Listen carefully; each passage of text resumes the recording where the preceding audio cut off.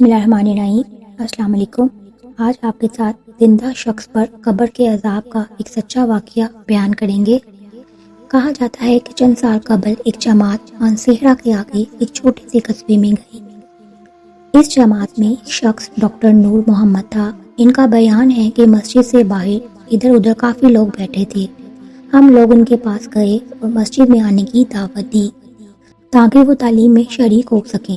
کچھ لوگ ہمارے ساتھ مسجد میں آنے پر تیار ہو گئے۔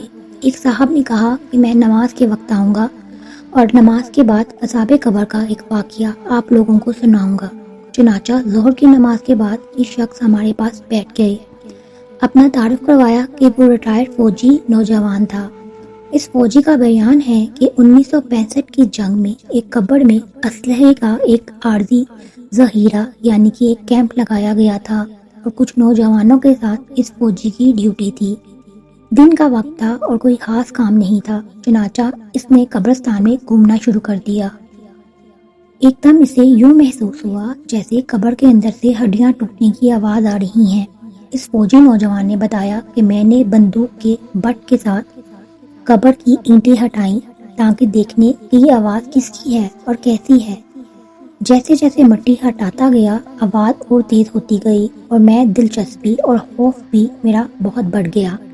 دن کا وقت تھا، روشنی پھیلی ہوئی تھی۔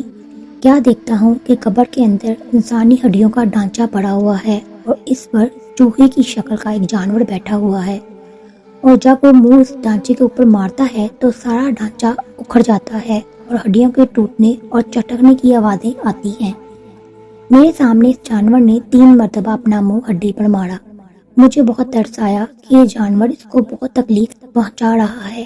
چنانچہ ریفل سے جب میں نے اس جانور کو مارنے کا ارادہ کیا تو وہ مٹی میں چھپ گیا۔ تھوڑی دیر کے بعد وہ جانور قبر سے نکل کر میری طرف لپکا اور میرے اوپر ایسی دہشت سوار ہوئی کہ میں نے اسے مارنا بھول کر اپنی جان بچانے کی خاطر بھاگ کھڑا ہوا۔ کافی دور جانے کے بعد میں نے مڑ کر دیکھا وہ جانور میرے پیچھے تیزی سے بھاگا آ رہا تھا۔ قریب ہی پانی کا ایک گڑھا تھا۔ اس جانور سے بچنے کے لیے میں نے اس جوہر یعنی کہ گڑھے میں داخل ہو گیا۔ میں نے پیچھے مڑ کر دیکھا، جانور جوہر کے کنارے پر آ کر رک گیا اور کچھ دیر کے بعد اس نے اپنا منہ پانی میں ڈال دیا۔ یکدم پانی کھولنے لگا۔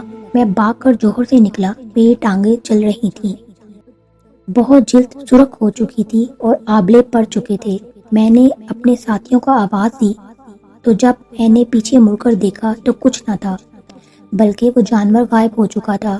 چنانچہ مجھے ہاسپٹل میں داخل کروایا گیا اور پھر وہاں سے راول پنڈی کے بڑے فوجی ہسپتال میں منتقل کر دیا گیا۔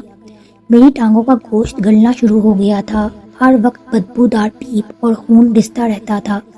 کسی علاج سے افاقہ نہیں ہوا مگر مرض میرا بڑھتا رہا۔ جیسے جیسے دوائی لگتی رہی ویسے ویسے جسم سے گوشت علیحدہ ہوتا گیا۔ اس وقت دونوں ٹانگوں کی صرف ہڈیاں بچ گئی تھیں۔ گوشت آہستہ آہستہ گل کر علیحدہ ہو چکا ہے اور ہر وقت مردے کی سی بدبو آتی رہتی ہے۔ پھر اس شخص نے ہمیں اپنی دونوں ٹانگیں دکھائیں جن پر پٹیاں بندھی ہوئی تھیں۔ اللہ تعالیٰ معاف فرمائے اور اللہ تعالیٰ ہمیں قبر اور جہنم کے عذاب سے محفوظ رکھے، آمین ثم آمین۔